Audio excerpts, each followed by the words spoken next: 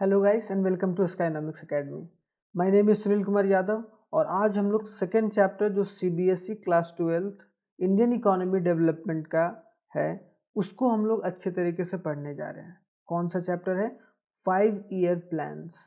जो Indian economy 1950 से लेकर 1990 के बीच में जो भी हमारे देश में घटना घटी या बोला जाए किस तरीके से प्लानिंग को अंजाम दिया गया, किस तरीके से 5 ईयर प्लान को लागू किया गया, क्या क्या उसके ऑब्जेक्टिव्स थे या क्या क्या किस तरीके से मतलब बोला जाए कि वो किस तरीके से उन ऑब्जेक्टिव्स को पूरा किया गया और साथ ही साथ अचीवमेंट ऑफ इकोनॉमिक प्लानिंग कि किस तरीके से इकोनॉमिक प्लानिंग के अचीवमेंट क्या क्या थे हमारे। तो ठीक है, तो हम लोग इस वाले वीडियो में अच्छे तरीके से उन सारे कॉन्सेप्ट्स को पढ़ने की कोशिश करेंगे और साथ ही साथ जानने की कोशिश करेंगे कि हमारा देश मिक्स्ड इकोनॉमी ही क्यों चुना गया। मतलब 3 तरीके के इकोनॉमिक्स होते हैं, सोशलिस्ट, कैपिटलिस्ट और मिक्स्ड इकोनॉमी। तो हमारे देश की इकोनॉमी को मिक्स्ड इकोनॉमी क्यों चुना गया। तो चलिए वीडियो के साथ स्टार्ट करते हैं और आई होप सो आप लोगों को पिछला वाला वीडियो जो फर्स्ट चैप्टर का वीडियो था वो आप लोगों को अच्छे तरीके से समझ में आया होगा। तो चलिए स्टार्ट करते हैं इस वीडियो के साथ।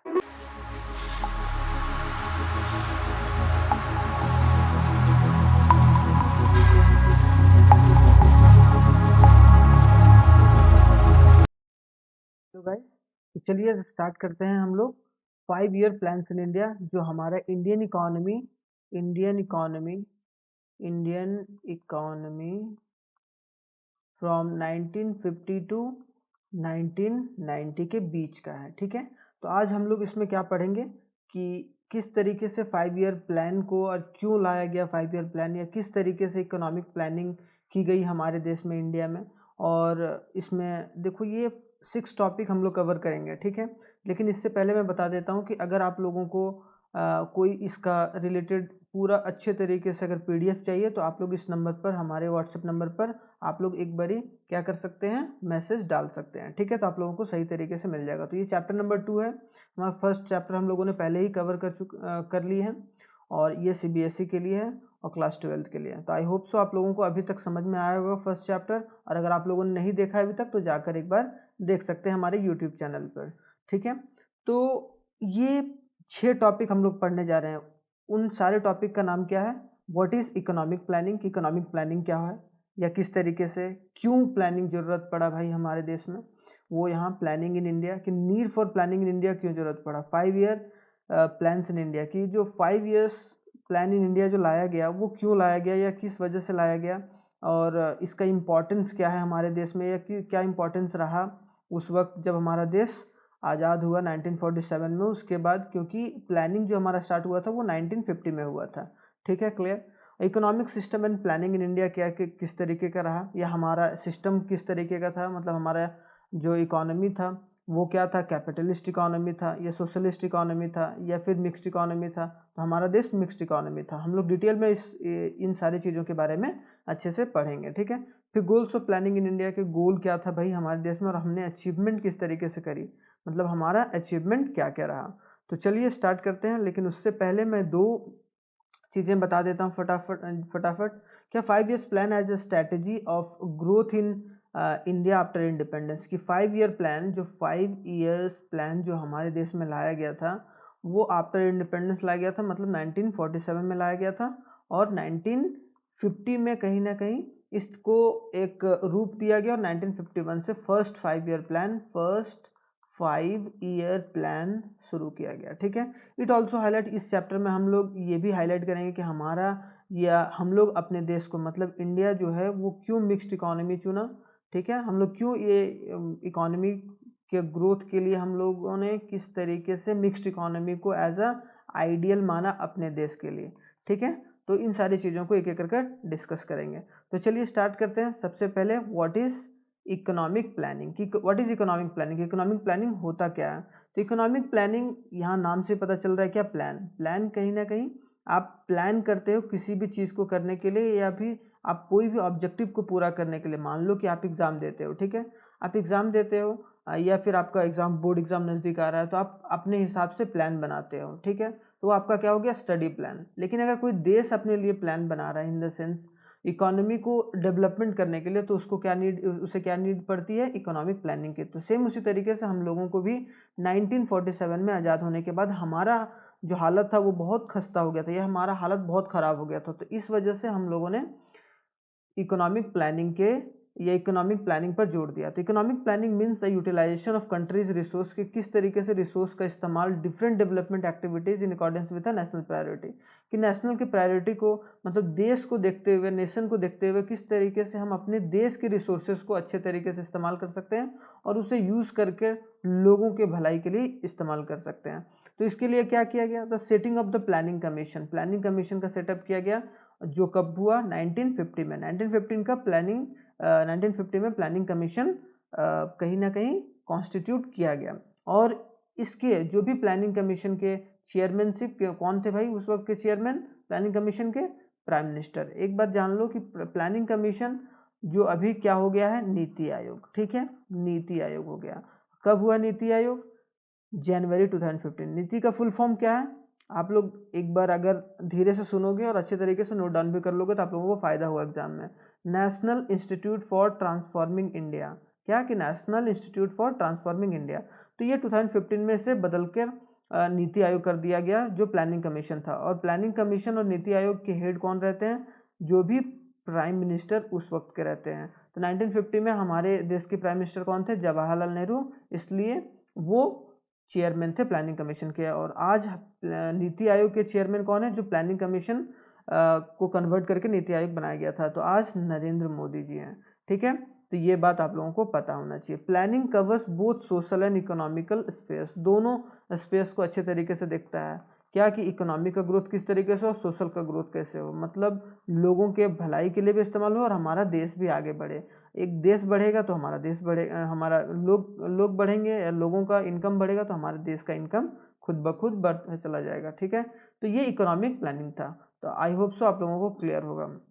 अब वो इकोनॉमिक प्लानिंग जो आया या प्लानिंग कमीशन आया, वो किस लिए आया कि 5 ईयर प्लान को किस तरीके से कॉन्स्टिट्यूट किया जाए और किस तरीके से लागू किया जाए। तो India adopted a model of 5 year plans as a pioneer of by a Soviet Union. सबसे पहले सोवियत यूनियन, उस वक्त का सोवियत यूनियन आज का क्या है, रसिया है।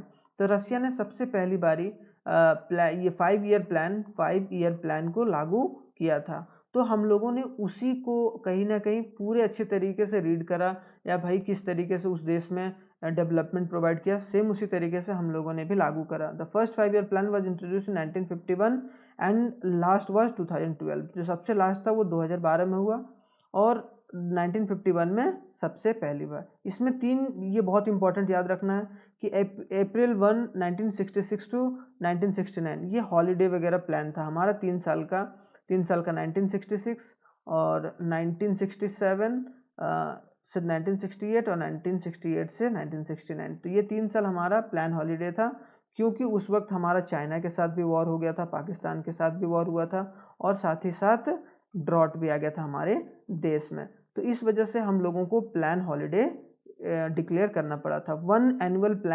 1979 और 1980 के बीच में एनुअल प्लान लाया गया था, उसमें 5 ईयर प्लान नहीं लाया गया था, ठीक है। 2 और एनुअल प्लान आए थे 1990 और 1992। इसका वजह क्या था कि हमारे देश के पास प्रॉपर तरीके से या रिसोर्सेस नहीं बच गए थे लोगों को फुलफिल करने के लिए। इसका मतलब क्या है कि हमारा जो एलपीजी रिफॉर्म हुआ था, एलपीजी रिफॉर्म 1991 में हुआ था। ये बात आप लोग याद रखना, क्योंकि इसके नेक्स्ट वाले चैप्टर में हम लोग अच्छे तरीके से इसको पढ़ने की कोशिश करेंगे, ठीक है। तो ये बात आप लोगों को पता हो गया कि 5 ईयर प्लान किस तरीके से और कब कब किया गया, और शुरुआत कब किया गया, और कौन कौन से एक्सेप्शन थे। एनुअल प्लान हॉलीडे कब आया था, एनुअल प्लान कब कब आए थे। तो ये सारी बातें आपको क्लियर है, ठीक है। उसके बाद need for planning in India. Need क्यों पड़ा, मैंने पहले ही बताया कि अगर आपको कोई ऑब्जेक्टिव को पूरा करना है, अगर आपके देश को डेवलप करना है, या फिर अपने आप स्टडी को आप डेवलप करना चाहते हो, तो कहीं ना कहीं एक प्लान चाहिए होता है कि प्लान किस तरीके से। सेम उसी तरीके से हम लोगों को प्लान की जरूरत पड़ी, क्योंकि इंडिया बहुत ही स्टैग्नेंट इकोनॉमी था और बैकवर्ड इकोनॉमी हो गया था। ब्रिटिश ने पूरे अच्छे तरीके से लूटा था हमारे देश को। तो कहीं ना कहीं वो उसको पटरी पर लाने के लिए 5 ईयर प्लान की नीड पड़ी। सबसे पहला बात कि हमारा लेवल ऑफ आउटपुट बहुत कम हो गया था, प्रोडक्टिविटी बहुत कम था और stagnant as a GDP, GDP जो हमारा ग्रोथ था बहुत मिनिमल था, बहुत मिनिमम ग्रोथ हो रहा था हमारे जीडीपी का। Then economy could not left to the market forces, हम लोग इकोनॉमी को मार्केट फोर्सेस पर नहीं छोड़ सकते थे। मतलब क्या कि अपने आप मार्केट में क्या हो, डिमांड और सप्लाई हो। मतलब क्या कि डिमांड क्रिएट हो और सप्लाई जो प्रोड्यूसर है वो पूरा करे। मतलब दो बात, डिमांड और सप्लाई को मार्केट फोर्स कंट्रोल करता है। तो हम लोग पूरे तरीके से मार्केट फोर्स पर नहीं छोड़ सकते थे, क्योंकि गवर्नमेंट का इंटरवेंशन बहुत जरूरी हो गया था।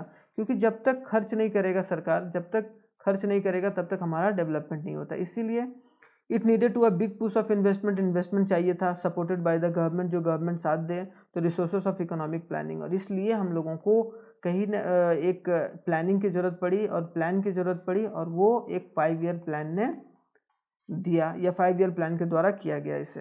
ठीक है, यहाँ तक क्लियर, नीड ऑफ प्लानिंग। उसके बाद क्या, जो मेन इसके बंदे थे, या बोला जाए कि जो पीसी महालनोबिस को बोला जाता है कि इंडियन प्लानिंग का आर्किटेक्ट बोला जाता है। कहीं अगर बोला जाए कि पीसी महालनोबिस जी क्या थे, एक आर्किटेक्ट थे प्लानिंग इन इंडिया के लिए, या 5 year plan, second 5 year plan इन्होंने ही, जैसे 1951 से 1956 तक फर्स्ट 5 ईयर प्लान चला था, फिर 1956 टू 1961 सेकेंड 5 ईयर प्लान चला था। तो ये सेकेंड 5 ईयर प्लान के मेन आर्किटेक्ट थे। और ही एस्टैब्लिश ISI, मतलब क्या, इंडियन स्टैटिस्टिकल इंस्टीट्यूट, मतलब जो डेटा वगैरह इकट्ठा हो सके और हम लोग उस तरीके से प्लान को तैयार कर सके। क्योंकि जब तक आपके पास इकट्ठा डेटा नहीं रहेगा, मान लो कि आप एग्जाम दिए हो, ठीक है, आप एग्जाम क्यों देते हो, टेस्ट क्यों देते हो, ताकि आपको पता चल सके कि भाई आप किस में आप वीक हो, किस में स्ट्रांग हो, या किस सब्जेक्ट में स्ट्रांग हो। सेम उसी तरीके से इन्होंने एक कैलकाटा में इस्टेब्लिश करा ISI का, मतलब इंडियन स्टैटिस्टिकल इंस्टीट्यूट, जो कि डेटा इकट्ठा करने का काम करता था कि कितने लोग गरीब हैं, कितने लोग अमीर हैं, पॉवर्टी में कितने लोग हैं, कितना इनकम है हमारे कंट्री का अभी, किस तरीके से हम लोग ग्रो कर रहे हैं। तो ये सब सारी बात है। Economic system and planning in India, कि हमारे देश का इकोनॉमिक सिस्टम कैसा था और हम लोगों ने क्या प्लानिंग को अडॉप्ट करा, या किस प्लान को अडॉप्ट करने की कोशिश करी। तो planning in India is closely linked with the choice of economic system. हमारे साथ हमारे पास एक बहुत बड़ा दुविधा था कि भाई हम लोग किस तरीके से जाएं, क्योंकि यूएसए क्या था, यूएसए बोला जाए कैपिटलिस्ट इकोनॉमी था, अभी बताऊंगा।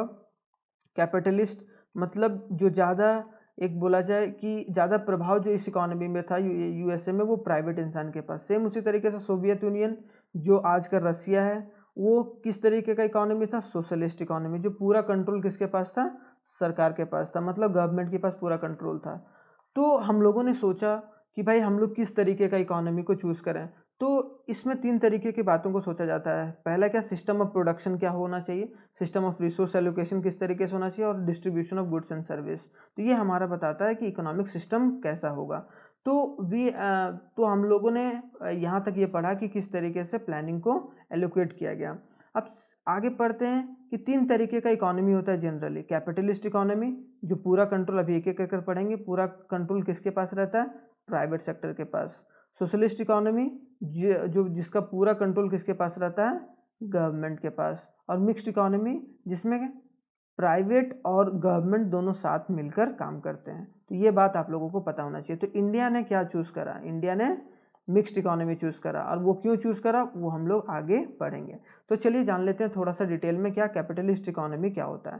तो capitalist economy is also called a market economy. क्या बोला जाता है इसे, मार्केट इकोनॉमी भी। और कैपिटलिज्म, की कैपिटलिज्म पर बेस्ड है। इसका मतलब क्या कि प्रॉफिट मैक्सिमाइजेशन पर ज़्यादा बेस्ड है। मतलब ये लोगों का भलाई भी चाह रहा है, लेकिन एक तरीके से बोला जाए कि इसमें प्राइवेट पार्टिसिपेशन का कोई रोक नहीं है, कि प्राइवेट इंसान क्या कर रहा है, किस तरीके से प्रॉफिट जनरेट कर रहा है, बस रेगुलेट किया जाता है सरकार के द्वारा, या गवर्नमेंट रेगुलेट करती है, बाकी सारा काम मार्केट करता है। मतलब विच मीन्स द प्रोडक्शन और ओन्ड, अभी मैं हम लोगों ने 3 चीज पढ़ा, प्रोडक्शन, रिसोर्स एलोकेशन और इकोनॉमिक डिसीजन। तो जो प्रोडक्शन और ओन्ड बाय द इंडिविजुअल, की कोई भी प्रोडक्शन कुछ भी कर सकता है हम इकोनॉमी के हिसाब से। The individual are free to take the economic decision, free है इकोनॉमिक डिसीजन लेने के लिए कि आप लोगों को क्या करना है क्या नहीं करना है।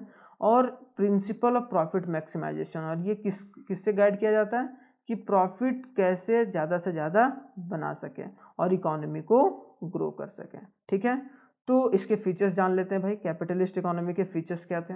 प्राइवेट ओनरशिप रहता है कि प्राइवेट इंसान कंट्रोल करता है ज़्यादातर। प्राइस डिटरमाइन कौन करता है? मार्केट डिसाइड करता है।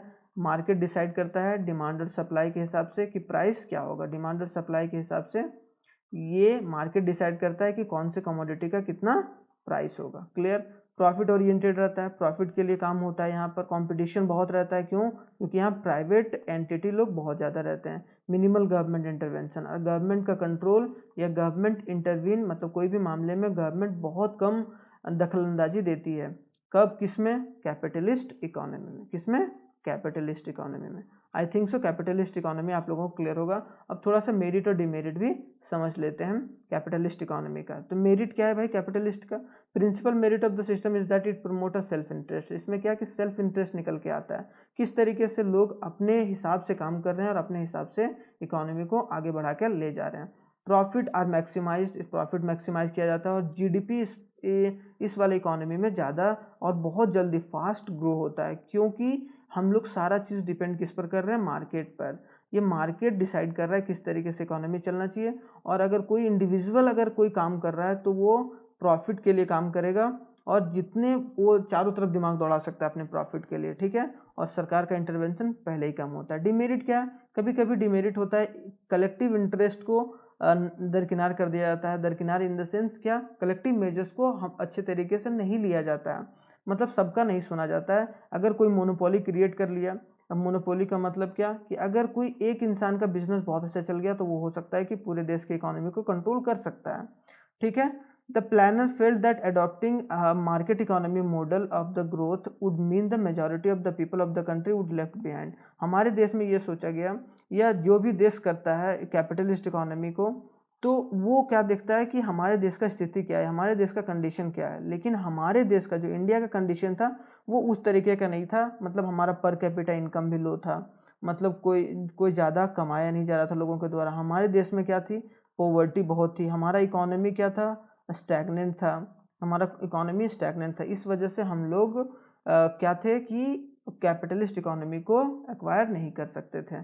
ठीक है, I think so capitalist economy clear होगा। अब socialist economy, socialist economy is the one in which there is a social or collective or a public ownership and means of production economic decision taken by the central authority। कि decision किसके द्वारा लिया जाता है कि क्या produce करना है, वो किसके द्वारा डिसीजन लिया जाता है? गवर्नमेंट के द्वारा। ठीक है, या इकोनॉमिक डिसीजन किसके द्वारा लिया जाता है? गवर्नमेंट के द्वारा। और जो भी मैक्सिमम काम होता है वो सोशल वेलफेयर के लिए होता है, लोगों के भलाई के लिए होता है। ये बोलने की बात है, लेकिन होता भी है बहुत हद तक। सोशलिस्ट मतलब क्या कि सोशल मतलब कि लोगों के भलाई के लिए काम करेंगे हम लोग, या हमारा जो इकोनॉमी होगा वो लोगों के भलाई के लिए ज़्यादातर काम होगा। प्रॉफिट हो ना हो, लेकिन लोगों का भलाई होना चाहिए। It assume that a government know that the best for the country and so the individual desire is not the priority. इसमें यह बोला जाता है सोशलिस्ट में कि गवर्नमेंट बहुत अच्छे तरीके से देश को जानता है, कंट्री को जानता है, इसीलिए जो कंट्री इसे अडॉप्ट करती है सोशलिस्ट इकोनॉमी। ठीक है, तो ये क्या बोलती है कि सोशलिस्ट इकोनॉमी सरकारें अच्छे से समझ सकती है इकोनॉमी को या कंट्री को। कोई इंडिविजुअल या जो साथ जितने भी इंडिविजुअल हैं वो अपने डिजायर की वजह से उसको प्रायोरिटी नहीं देनी चाहिए। ठीक है, या इंडिविजुअल के डिजायर को या उनकी जो विलिंगनेस है वो उनको उस तरीके का प्रायोरिटी नहीं देना चाहिए। इसके अगर बोला जाए एग्जांपल्स ऑफ सोशलिस्ट इकोनॉमी क्या हो जाएगा? चाइना, बहुत एक बेस्ट एग्जांपल है चाइना और रशिया। आई थिंक सो ये आप लोगों को कंप्लीट होगा। कैपिटलिस्ट के कौन? यूएसए हो गया, जापान हो गया, ऑस्ट्रेलिया हो गया, ये सब सारे किसके? कैपिटलिस्ट इकोनॉमी के, कैपिटलिस्ट इकोनॉमी। ठीक है, आई होप सो यहाँ तक क्लियर होगा। आप लोग साथ ही साथ नोट्स बनाते जाना, वो आप लोगों के लिए बहुत ही बेनिफिशियल होगा। अगर नहीं बनाना है, अगर आप लोग को प्रिंट आउट चाहिए, तो हमारे व्हाट्सएप नंबर पर आप लोग एक बारी क्या कर सकते हैं? मैसेज कर सकते हैं। क्लियर? I hope so. तो फीचर्स जान लेते हैं जल्दी से सोशलिस्ट इकोनॉमी का। ये हमारा व्हाट्सएप नंबर है, आप लोग यहाँ पर अच्छे से एक बार क्या कर सकते हैं? मैसेज डाल सकते हैं। आप लोगों को प्रॉपर तरीके से पीडीएफ भेज दिया जाएगा, आप उसे प्रिंट आउट करा के एक नोट्स के रूप में रख सकते हैं। ठीक है, तो what is the features of socialist economy? हम लोगों ने कैपिटलिस्ट इकोनॉमी के फीचर्स के बारे में पढ़ा। अभी हम लोग क्या पढ़ेंगे? सोशलिस्ट इकोनॉमी के फीचर्स के बारे में, कि कलेक्टिव ओनरशिप रहता है। इसमें ये नहीं रहता है कि कोई एक इंडिविजुअल को ओनरशिप दे दिया गया। ठीक है, सोशलिस्ट मतलब पूरे कंट्री का ओनरशिप रहता है। एक social economic and political equality, equality रहता है, जो सोशल इक्वालिटी है, लोगों के भलाई के लिए सारा सरकार सोचती है, इसीलिए एक इक्वालिटी का भावना होता है। इकोनॉमिक प्लानिंग सही तरीके से हो सके, इसीलिए सोवियत यूनियन ने 5 ईयर प्लान को सही तरीके से अंजाम दिया था। नो कंपटीशन, इसमें कंपटीशन का कोई भावना ही नहीं होता है। क्यों? क्योंकि सरकार ही सारा कंट्रोल कर रही है, तो इसमें कंपटीशन कहाँ से होगा, है कि नहीं। Positive role of the government, government का पॉजिटिव रोल रहता है। Work wages according to the ability and needs, और अपनी एबिलिटी और नीड्स के हिसाब से सरकार क्या करती है कि वेजेस और सैलरी फिक्स करती है। Minimum social welfare, maximum social welfare पर तवज्जो दिया जाता है कि ज़्यादा से ज़्यादा लोगों के भलाई हो सके और सोशल वेलफेयर हो सके, और कहीं पूरा एक जो डायमेंशन है, जितने भी लोग हैं कंट्री के, उनका बेनिफिट हो सके। आई होप सो फीचर्स भी कंप्लीट हो गया होगा। ठीक है, तो थोड़ा सा मेरिट और डिमेरिट भी पढ़ लेते हैं लगे हाथ। ठीक है, तो मेरिट क्या है भाई, सोशलिस्ट इकोनॉमी अचीव्स इक्वालिटी, कि सोशलिस्ट इकोनॉमी में क्या होता है, इक्वालिटी होता है कहीं ना कहीं। ठीक है, इक्वालिटी होता है in the distribution of income. जैसे देख लो, अगर चाइना में क्या है भाई, चाइना में ऐसा है कि मान लो कि एक कोई कंपनी में एक बंदा जो ए है, जो मेन बॉस है, उसके नीचे बहुत सारे लोग काम कर रहे हैं, CDEF। तो अगर मान लो इसके नीचे कोई काम कर रहा है ना, तो अगर इसका अगर इनकम 20,000 रुपया महीना है वहाँ के हिसाब से, तो अगर बोला जाए तो अगर जो मेन है ना, उसका ज़्यादा डिफरेंस नहीं रहेगा, 25 रहेगा या 27,000 रुपीज़ रहेगा। हमारे देश में बहुत डिफरेंट है या डिफरेंस है, या बोला जाए कैपिटलिस्ट इकोनॉमी में बहुत डिफरेंट रहता है। इसमें क्या equality of distribution of income रहता है, इस वजह से वहाँ लोग जो रहते हैं वो मैक्सिमम वेलफेयर उठा पाते हैं। ग्रोथ प्रोसेस बिकम इंक्लूसिव, और ग्रोथ प्रोसेस इंक्लूसिव हो जाता है क्योंकि टैक्स उसी तरीके से सरकार को मिलता है, based on the social justice के हिसाब से। तो आई होप सो ये क्लियर होगा। डिमेरिट क्या होता है, the main demerit of GDP is remain slow process. इसमें जीडीपी क्या स्लो प्रोसेस है। अगर सरकार अच्छे से वर्क करे, जैसे चाइना किया, तो चाइना में क्या है कि मैन्युफैक्चरिंग एक्टिविटीज बहुत अच्छे तरीके से होती है, सेकेंडरी सेक्टर बहुत अच्छे तरीके से ग्रो किया। तो ये कभी कभी ये होता है कि बहुत सारे देशों में, जैसे रशिया, क्या जीडीपी वहाँ लो है, तो जीडीपी लो हो सकता है। इक्विटी और जस्टिस सही तरीके से नहीं मिल पाता है, not directed by the profit maximization नहीं होता है, या प्रॉफिट के लिए काम नहीं करता है, और इक्विटी और जस्टिस के लिए काम करने के चक्कर में प्रॉफिट सही से जनरेट नहीं कर पाती। ये एक डिमेरिट है। Owning to a demerit of first world socialist economy like a Soviet Union, China has switch over the market economy from the controlled economy, कि कंट्रोल्ड इकोनॉमी से मार्केट इकोनॉमी थोड़ा बहुत ये लोग धीरे धीरे कन्वर्ट होते चले जा रहे हैं। मतलब जो चाइना और रशिया है वो धीरे धीरे switch over to the market economy, की मार्केट इकोनॉमी की तरफ बढ़ रहे हैं धीरे धीरे। कंट्रोल्ड इकोनॉमी किसे बोलते हैं, सोशलिस्ट इकोनॉमी को बोला गया। ठीक है, आई होप सो आप लोगों को सोशलिस्ट इकोनॉमी भी अच्छे से क्लियर होगा, डिमेरिट और मेरिट भी। अब आते हैं मिक्स्ड इकोनॉमी, जो हमारे देश का इकोनॉमी है। मिक्स्ड इकोनॉमी क्या है कि एक इंडियन इकोनॉमी सिस्टम है मिक्स्ड इकोनॉमी, जिसमें प्राइवेट और जो सरकारी है, मतलब क्या प्राइवेट प्लस पब्लिक दोनों एक साथ मिलकर रूल करते हैं, या बोला जाए पूरे इकोनॉमी को गवर्न करते हैं। The mixed ownership is one, there is a private as well as the public ownership means of production, की जो भी प्रोडक्शन होता है वो प्राइवेट और पब्लिक मिलकर काम करते हैं। डिसीजन कौन लेता है, decision are govern largely by principle of profit maximization. और ये कैपिटलिस्ट इकोनॉमी के जैसा ही थोड़ा सा क्या होता है कि प्रॉफिट मैक्सिमाइजेशन पर हम लोग काम करते, क्योंकि हम लोगों को प्रॉफिट भी चाहिए था उस वक्त, और साथ ही साथ लोगों के भलाई के लिए भी काम करना था, मतलब गरीबी भी दूर करना चाहिए था। मतलब बैलेंस ऑफ सोशल जस्टिस और profit maximization both are involve in the mixed economy system में दोनों इन्वॉल्व किए जाते हैं। क्लियर, आई होप सो यहाँ तक अच्छे से क्लियर होगा। उसके बाद आते हैं क्या, what is the features of mixed economy. Features क्या थे, को survival of public and private, मतलब क्या प्राइवेट और पब्लिक दोनों एक साथ मिलकर सर्वाइव करते हैं। इकोनॉमिक प्लानिंग सही तरीके से होता है ना, कि इकोनॉमिक प्लानिंग अच्छे तरीके से होगा, डेटा वगैरह अच्छे तरीके से इकट्ठा किया जाता है। Safe guard of consumer rights को सेफ गार्ड किया जाता है, लोगों के भलाई को भी देखा जाता है।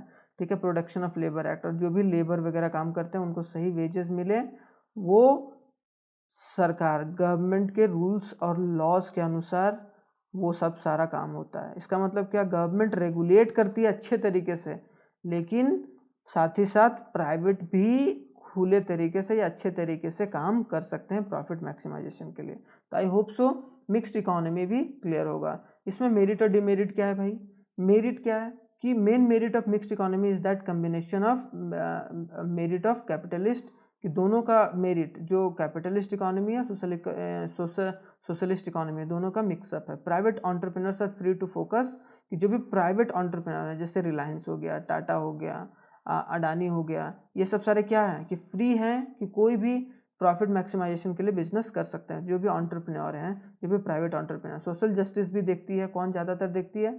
सरकार, मतलब गवर्नमेंट ज़्यादा प्रायोरिटाइज क्या करती है कि सोशल या प्रॉफिट मैक्सिमाइजेशन के साथ सोशल वेलफेयर कैसे हो, सोशल वेलफेयर कैसे हो। जैसे मान लो रेलवे, रेलवे आज अगर घाटे में चल रही है, अभी फिलहाल चल रही है घाटे में, तो क्या सरकार उसे रोक देगी? नहीं, बिल्कुल नहीं रोकेगी। क्यों? क्योंकि ये सोशल वेलफेयर के लिए डिनोट, या इसका इसका जो सरकार का जो मेन फोकस है वो सोशल वेलफेयर के लिए होता है ज़्यादातर। ठीक है, सरकार बिजनेस नहीं कर सकती है उसके साथ। तो द मेन डिमेरिट क्या है? Government sector was often inflicted on corruption, कि ज़्यादातर क्या होता है कि सरकार की जो भी एजेंसी होती है, जो भी कंपनीज होती है सरकार की, वो करप्शन में पाया जाता है ज़्यादातर, and leading to a low level of efficiency, और क्षमता प्रोडक्टिविटी उस तरीके का नहीं होता है। Mixed economy like India are gradually opting for a privatization of public enterprises. और हमारे देश में क्या किया जा रहा है कि जो भी गवर्नमेंट की कंपनी है, गवर्नमेंट की कंपनी है, उसे प्राइवेट किया जा रहा है। क्योंकि यहाँ पर यह माना जा रहा है कि सरकार बिजनेस करने के लिए नहीं बनी है। अगर सरकार बिजनेस करने लगेगी तो इंडिविजुअल क्या करेगा? तो सरकार वेलफेयर के लिए काम करे, रेगुलेट करे, और जो इंडिविजुअल है वो बिजनेस करे और इकोनॉमी के डेवलपमेंट पर काम आए। ठीक है, तो आई होप सो आप लोगों को मिक्स्ड इकोनॉमी भी क्लियर होगा। तो चलिए स्टार्ट करते हैं अब। क्या goals of planning in India, कि हमारे इंडिया में, जो भी 5 ईयर प्लान लाया गया था, उसका मेन गोल क्या था? तो गोल क्या था? सबका कॉमन गोल था कि किस तरीके से हम लोग अपने देश के जीडीपी को या ग्रोथ को कैसे बढ़ाएं। ठीक है, तो पहला क्या था ऑब्जेक्टिव, कि जीडीपी का ग्रोथ कैसे हो। Increase in the GDP implies that increase in the level of output, कि लेवल ऑफ आउटपुट किस तरीके से बढ़ाएं? जीडीपी के ग्रोथ के साथ। मतलब अगर आउटपुट बढ़ेगा, अगर हमारे देश में सामान ज़्यादा बनेगा या लोग ज़्यादा अर्न करेंगे, तो हमारा जीडीपी भी ग्रो करेगा। It implies that increase in the flow of goods and service, कि जितना गुड्स एंड सर्विस का फ्लो बढ़ेगा, जितना ये हमारे देश में बनेंगे, जितना बिकेंगे, when there is increase in the flow of goods and service, तो क्या होगा? हमारा इकोनॉमिक ग्रोथ होगा। और इकोनॉमिक ग्रोथ होगा, इसका मतलब कि जीडीपी ग्रोथ होगा ही होगा। ठीक है, तो इंक्रीज इन जीडीपी, दो तरीके का फैक्टर हमारे देश में प्लान किया गया था कि increase in GDP depends upon two factors. पहला, increase in the resource base, कि हमारे देश में रिसोर्स को किस तरीके से और अच्छे तरीके से यूटिलाइज किया जाए। और दूसरा क्या? प्रोडक्टिविटी को बढ़ाया जाए, और उसके किसके साथ? इनोवेटिव टेक्नोलॉजी के साथ, कि टेक्नोलॉजी को किस तरीके से लाया जाए ताकि हमारा प्रोडक्टिविटी बढ़े। मतलब जिस खेत से, मान लो ये पर्टिकुलर खेत से अगर हम लोग पहले 10 केजी गेहूं या 10 केजी ऑफ वीट प्रोड्यूस कर पा रहे हैं, तो अब हम लोग इसमें 20 केजी ऑफ वीट कैसे बाय यूज ऑफ टेक्नोलॉजी या हाइब्रिड सीड्स वगैरह इस्तेमाल करके प्रोडक्टिविटी बढ़ा सकते हैं। क्योंकि लैंड तो उतना ही है, लेकिन हम लोग पॉपुलेशन बढ़ते चले जा रहे हैं। तो ये एक बहुत बड़ा फैक्टर था जीडीपी ग्रोथ का। ठीक है, तो अब सवाल आता है कि why should plan have a goal, कि प्लान को गोल होना क्यों जरूरी है? सिंपल सी बात है भाई, आप प्लान क्यों बना रहे हो? ताकि आपका जो 12th वाले बोर्ड एग्जाम में है, वो आप लोगों को 95 प्लस मार्क्स आए, है कि नहीं? 95 प्लस परसेंटेज मार्क्स आए, आप लोग इसीलिए कर रहे हो। तो आप लोगों का गोल क्या? 95 प्लस। तो प्लान आप लोग उसी अकॉर्डिंग बनाओगे, सेम उसी तरीके से। Without goal there is no planning, कि बिना गोल के आप प्लानिंग सेट कर ही नहीं सकते हो। In fact, it's defined as a strategy that defines how to allocate a country scarce resource, की जो रिसोर्स स्कार्सिटी ऑफ रिसोर्स उसको डिफरेंट यूज कैसे किया जा सकता है, और हम लोग गोल के हिसाब से कैसे उसको ओरिएंटेडली यूज कर सकते हैं अपने ग्रोथ के लिए भी और सोशल जस्टिस के लिए। आई होप तो ये भी क्लियर होगा। और अगर इंक्रीज इन जीडीपी होगा तो इकोनॉमिक ग्रोथ होगा। एक बार इकोनॉमिक ग्रोथ होगा, और वो कैसे होगा? जब consistent increase in the flow of goods and service, के हमारे देश में गुड्स और सर्विस कंसिस्टेंट तरीके से बनने शुरू हो जाएंगे और फ्लो उसका बढ़ जाएगा हमारे इकोनॉमी में। ठीक है, तो आउटपुट भी बढ़ जाएगा, और आउटपुट बढ़ गया तो हमारे देश का इकोनॉमी भी बढ़ेगा। तो यहाँ पर ये क्वेश्चन था, ये इंपॉर्टेंट है कि why should plan have a goal. Clear? दूसरा क्या था कि प्लानिंग इन इंडिया में दूसरे किस पर चीज़ पर फोकस किया, मॉडर्नाइजेशन, कि हम लोग मॉडर्न टेक्नोलॉजी वगैरह कैसे इस्तेमाल किया जाए ताकि हम लोग जो भी एग्रीकल्चर बेस्ड सेक्टर है उसको और अच्छे तरीके से ग्रो कर पाएँ, क्योंकि ज़्यादा डिपेंडेंसी किस पर था, हमारे देश के लोगों का एग्रीकल्चर पर। तो modern age of science and innovation, science has offered a new ways of doing things, कि साइंस हमारे देश के लिए या ऑल ओवर द वर्ल्ड के लिए अलग अलग तरीके का खोज कर रहा है। तो green revolution in Indian agriculture is well known example, और हमारे देश में ग्रीन रेवोल्यूशन लाया गया था या लाया गया, इसके बारे में हम लोग नेक्स्ट चैप्टर में अच्छे तरीके से पढ़ेंगे जब हम लोग एग्रीकल्चर के बारे में पूरे डिटेल में पढ़ेंगे। तो ग्रीन रेवोल्यूशन लाया गया था, उसने क्या करा कि हमारे देश के आउटपुट को बढ़ाने में काम किया by using proper technology, by using hybrid seeds और by using irrigation facility. Clear. तो IT revolution has redefined the concept of domestic production through the BPO, जो बिजनेस प्रोसेसिंग आउटसोर्सिंग है इसके हिसाब से। तो हम लोग जो भी मॉडर्न आउटलुक देख रहे हैं, जो एम्पावरमेंट कर रहे हैं, वुमेन्स किस तरीके से ज़्यादा से ज़्यादा पार्टिसिपेट करें, क्योंकि वुमेन्स उस तरीके से पार्टिसिपेट नहीं कर रही थी हमारे इकोनॉमी सिस्टम में। तो मॉडर्नाइजेशन मतलब ये भी होता है कि आप वुमेन्स का पार्टिसिपेशन कैसे बढ़ाएं, क्योंकि अगर सिर्फ मेन काम करेगा तो उतना प्रोडक्टिविटी नहीं बढ़ेगा या उतना प्रोडक्शन नहीं बढ़ेगा। अगर वुमेन भी साथ में, क्योंकि हमारे देश में 50% लगभग लगभग क्या कि फीमेल है, अगर फीमेल अच्छे तरीके से काम नहीं करेंगी, वुमेन अच्छे तरीके से नहीं काम करेंगी, तो फिर क्या होगा, हमारे देश का इकोनॉमी पीछे रह ही जाएगा। तो ये बात ध्यान में रखा गया। क्लियर। तीसरा क्या, self reliance and self sufficiency, कि हम लोगों को फोकस ये किया गया हमारे देश में 1950 टू 1999 वाले पीरियड में, जब हमारा भारत का, जब 1991 से पहले मतलब 1990 तक, क्योंकि 1991 में क्या आ गया था, एलपीजी रिफॉर्म आ गया था। ठीक है। तो 1990 तक सेल्फ रिलायंस और सेल्फ सफिशिएंसी, कि हम लोग अपने देश में सेल्फ रिलायंस कैसे हो सके, हम लोग अपने देश में सेल्फ सफिशिएंसी कैसे हो सके, हमारे पास इतना खाना होना चाहिए कि हम लोग दूसरे देश से ना डिपेंड रहना पड़े, मतलब क्या, non dependence upon the rest of the world, के खाने के लिए हमारे देश, हम अपने दूसरे देश पर निर्भर नहीं रह सकते हैं। तो ट्विन गोल सिस्टम लाया गया कि सेल्फ रिलायंस बने और सेल्फ सफिशिएंसी, हम लोग खुद अपने ऊपर निर्भर करके हम लोग खुद अपने प्रोडक्शन को अपने पास रखें। तो basic idea was not to expose the Indian economy, और बेसिक आइडिया इसके पीछे क्या था, क्या जो प्लानिंग पे जो प्लान तैयार किया गया था प्लानिंग में हमारे इकोनॉमी सिस्टम में, कि हम लोगों को अपना इकोनॉमी सिस्टम को एक्सपोज नहीं करना है और हम लोग को दूसरे के ऊपर डिपेंड नहीं रखना है, खास करके एसेंशियल गुड्स को, खाने पीने के सामान के लिए। ठीक है। क्योंकि अगर आप खाने के लिए दूसरे पर निर्भर हो जाओगे तो आप लोगों को वो किसी तरीके से नचा सकता है या किसी तरीके से आप लोगों से वो काम ले सकता है, और ये हम लोग झेल चुके हैं ब्रिटिश वाले पीरियड से, जो हम लोगों ने फर्स्ट चैप्टर में पढ़ा था। Clear. Indeed it happens in 1965, 1965 में ये हुआ भी था, क्योंकि हम लोग ज़्यादातर जो खाने का प्रोडक्ट था वो हम लोग कहाँ से मंगाते थे, यूएसए से। क्यों, क्योंकि वो हमारे पाकिस्तान के साथ वॉर चल रहा था, तो ये थ्रेटन किया गया था कि stop the export of food grains, की वो स्टॉप कर देगा फूड ग्रेन का अगर आप लोग पाकिस्तान के साथ वॉर को स्टॉप नहीं करोगे। तो धमकी भी दिया गया था और साथ ही साथ ड्रॉट भी आ गया था। तो ये बात समझो आप लोग कि किस तरीके से आप लोग अगर दूसरे पर निर्भर रहोगे तो आप लोगों को किसी भी तरीके से वो डैमेज प्रोवाइड कर सकता है। इसीलिए हम लोगों ने सेल्फ सफिशिएंसी का रास्ता चुना था। Self sufficient in a food grain, avoid the uncertainties of supplies from the rest of the world, और रेस्ट ऑफ द वर्ल्ड से आप लोगों को डरने की जरूरत नहीं, क्योंकि आप लोग के पास इतना तो है कि आप लोग खा के जिंदा रह सकते हो या अपनी कंट्री को फुलफिल कर सकते हो, तो आप लोगों को दूसरे के ऊपर निर्भर नहीं रहना पड़ेगा। ठीक है। तो थर्ड समझ में आ गया, self sufficiency and self reliance. Clear. उसके बाद क्या, यहाँ पर एग्जाम्पल भी दिया हुआ है थोड़ा सा। India was force to end the war with Pakistan, और जो धमकी दिया गया था 1965 में यूएसए के द्वारा।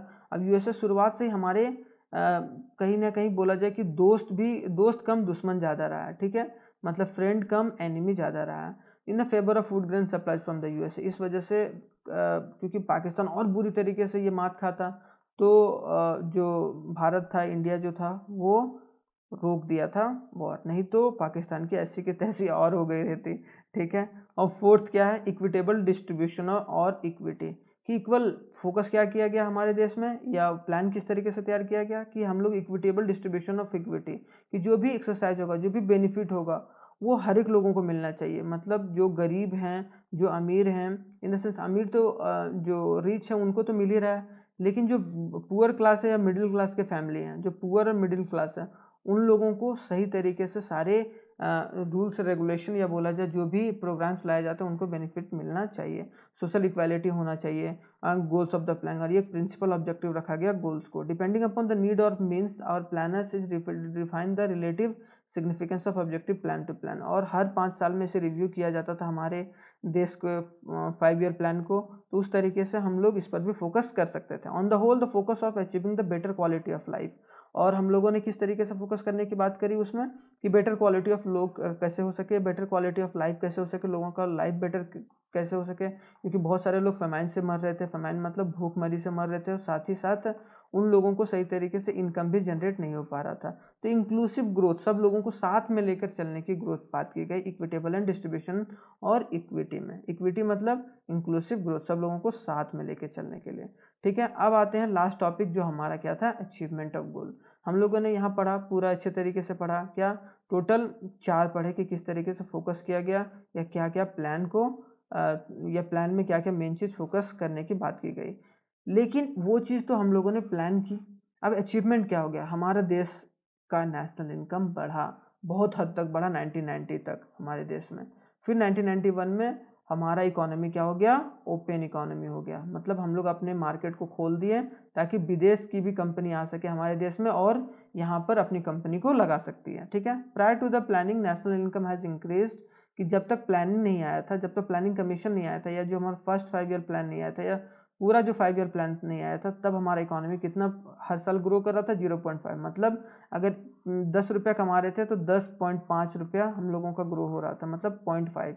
लेकिन जब ये 7th 5 year, at the end of 7th 5 year plan हुआ, तो हम लोगों ने ग्रोथ कितना शुरू कर दिया, मतलब 1990 के आसपास में हम लोगों की ग्रोथ कितनी थी, 5.8%। मतलब क्या, अगर 10 रुपया हमारा था तो ये 15.8, मतलब 16 रुपया हर मतलब साल पर साल हम लोग बढ़ते चले जा रहे थे। ठीक है, रिफॉर्म इन एग्रीकल्चर किया गया through the green revolution, through the land reforms किया गया, जो जमींदारी सिस्टम था उसे हटाया गया, through the improvement of technology, और टेक्नोलॉजी लाया गया ग्रीन रेवोल्यूशन के तहत। ठीक है, land reforms focus on the evolution of intermediaries, जो टीलर्स वगैरह थे कि उनके बीच में कोई नहीं रहना चाहिए, एक इंसान को जमीन का हक मिलना चाहिए, और छोटे छोटे फार्मर को भी डिस्ट्रीब्यूट किया गया। हालांकि उतने अच्छे तरीके से नहीं हुआ, लेकिन कुछ हद तक हुआ।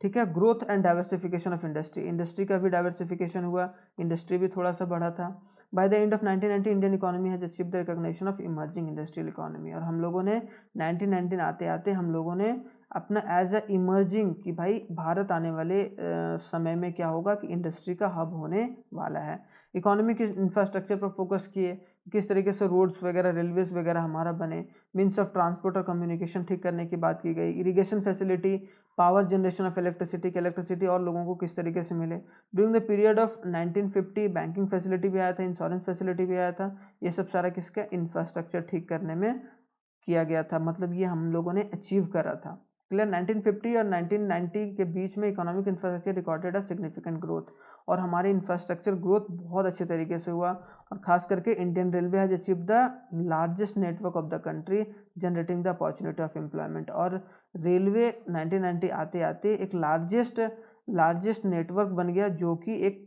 क्या कर रहा था, एम्प्लॉयमेंट जनरेट करने का काम कर रहा था। तो आई होप सो ये भी क्लियर होगा। फिफ्थ क्या हम लोगों ने अचीव करा, सोशल इंफ्रास्ट्रक्चर, मतलब हेल्थ और एजुकेशन फैसिलिटी भी हम लोगों ने कुछ हद तक प्राइमरी और सेकेंडरी और हायर एजुकेशन पर फोकस कर लिए थे, और ये बहुत अच्छे तरीके से हमारे देश में वर्क कर रहा था। It was owing to expansion of health facility, और किस तरीके से fall in the death rate, की डेथ रेट में कमी आई थी, मतलब जो मरने का दर था उसका, लाइफ एक्सपेक्टेंसी बढ़ गई थी, मतलब लोग पहले 30-32 साल जीते थे 1947 से पहले, लेकिन यहाँ आते आते 1990 आते आते हम लोगों का जो लाइफ एक्सपेक्टेंसी था वो 52 या 53 साल हो गया, मतलब 52 और 53 ईयर्स ऑफ एज हो गया। इंटरनेशनल ट्रेड भी बढ़ा था हमारा। Prior to the planning India was exporter of the primary product, हम लोग प्लानिंग से पहले भी एक्सपोर्टर थे, इम्पोर्टर ऑफ फिनिश्ड प्रोडक्ट, और क्या थे कि हम लोग कच्चा माल, मतलब प्राइमरी प्रोडक्ट हम लोग एक्सपोर्ट करते थे, और फिनिश्ड प्रोडक्ट लाते थे जो ब्रिटिश बना के देती थी। ठीक है, मतलब ये इंपोर्ट करते थे। द पीरियड 1950 टू 1990 के बीच में क्या हुआ, gradual shift in the trend हुआ, और India starting exporting engineering goods and a sign of Indian emerging, और हम लोगों ने इंजीनियरिंग गुड्स वगैरह एक्सपोर्ट करना शुरू किया। तो ये एक बहुत बड़ा, मतलब ये 6 पॉइंट्स में बताया गया किस तरीके से अचीवमेंट किया गया हमारे प्लान किस तरीके से लाया गया और क्या क्या प्लान पर फोकस किया गया था और किस तरीके से अचीवमेंट हम लोगों ने करा। तो देखो किस तरीके से हम लोगों ने लड़ा, लड़ाई हम लोगों ने कभी नहीं छोड़ी। ठीक है, तो there were certain dark spot and stark failure. अगर बोला जाए थोड़ा थोड़ा फेलियर भी था हमारे देश का, क्योंकि we fail to eradicate poverty, हम लोगों ने गरीबी सही तरीके से या अच्छे तरीके से मिटा नहीं पाए। और हाई रेट ऑफ इन्फ्लेशन, महंगाई दर बढ़ता चला गया, क्योंकि हम लोग ज़्यादातर उस वक्त किस पर फोकस कर रहे थे, वेलफेयर के लिए, प्रॉफिट मैक्सिमाइजेशन उस हिसाब से नहीं हो पा रहा था। We fail to contain a crisis of unemployment, की अनएम्प्लॉयमेंट बढ़ता ही चला गया। मतलब क्या, लोगों को हम लोग एम्प्लॉयमेंट प्रोवाइड नहीं कर रहे थे। एक रेलवे वगैरह था जो कि एक एम्प्लॉयमेंट प्रोवाइड कर रहा था। We fail to generate a economic social infrastructure, economic और सोशल इंफ्रास्ट्रक्चर उस तरीके का ग्रोथ नहीं, ग्रोथ या उस तरीके का ग्रोथ नहीं, मतलब एक पहुंच पाया, या उस तरीके का ग्रोथ पर नहीं पहुंच पाया जिस तरीके से प्लानर ने प्लान करा था। अकॉर्डिंगली अगर बोला जाए, there is a substantial shift in the strategy of growth in the year 1991। और 1991 में एक बहुत बड़ा रिफॉर्म आया था जिसका नाम है एलपीजी रिफॉर्म। एलपीजी रिफॉर्म क्या, मैंने शुरुआत से बोला, एलपीजी मतलब क्या, एल मतलब लिबरलाइजेशन किया गया, प्राइवेटाइजेशन किया गया, ग्लोबलाइजेशन। मतलब हमारे देश के इकोनॉमी को लिबरल छोड़ा गया, जो हम लोग अपने देश की, भाई हम लोग एक्सपोर्ट नहीं करेंगे, हम लोग सेल्फ सफिशिएंट रहेंगे, ये करेंगे वो करेंगे, ना इंपोर्ट करेंगे। प्राइवेट किया गया, मतलब प्राइवेट प्लेयर्स को ज़्यादा चांस देने मतलब दिया गया। और ग्लोबल मतलब बाहर की कंपनी आके हमारे देश में बिजनेस कर सकती है according to the rules and regulation. New economic policy I was design and implemented to foster the economic growth. और न्यू इकोनॉमिक प्लान को फॉस्टर किया गया कब, 1991 के बाद। तो उसके बाद एक सिग्निफिकेंट तरीके से ग्रोथ हुआ और हमारा इकोनॉमी बूस्ट हुआ। तो आज हम लोग इस कंडीशन पर हैं। ठीक है, तो आई होप सो आप लोगों को समझ में अच्छे तरीके से आया होगा पूरा, कि किस तरीके से इकोनॉमिक डेवलपमेंट हुआ, 5 ईयर प्लान का क्या रोल था, गोल क्यों नीड है, प्लानर ने किस तरीके से ऑब्जेक्टिव को तय करा था, और ऑब्जेक्टिव को तय करने के बाद जो अचीवमेंट था वो मेन है, अचीवमेंट मेन है। ठीक है, अचीवमेंट क्या क्या हमारे देश ने किया 1950 टू 1990। आग नेक्स्ट वाले चैप्टर में हम लोग इकोनॉमी 1950 टू 1990 देखेंगे, लेकिन उसको डिटेल में देखेंगे कि एग्रीकल्चर सेक्टर किस तरीके से ग्रो किया 1950 टू 1990 में। हमारा जो सेकेंडरी सेक्टर होता है, जो इंडस्ट्रियल सेक्टर है, वो किस तरीके से ग्रो किया, और हमारा जो ट्रेड वाला सेक्टर है, जो सर्विस सेक्टर है, वो किस तरीके से ग्रो किया। इन 3 चीज़ों के बारे में हम लोग नेक्स्ट वाले चैप्टर में अच्छे से पढ़ेंगे। तब तक के लिए थैंक यू वेरी मच और कीप वॉचिंग अस। आप लोगों को कोई भी डाउट है तो आप लोग नीचे कमेंट बॉक्स में बता सकते हैं, और ये हमारा व्हाट्सएप नंबर है। आप लोगों को अगर प्रॉपर तरीके से पीडीएफ चाहिए और डिटेल में पीडीएफ चाहिए तो आप लोग यहाँ पर मैसेज कर सकते हैं। तो चलिए, ये हम लोगों ने पूरे 40 मिनट में ये वीडियो कंप्लीट करा है। तो धन्यवाद और जय हिंद।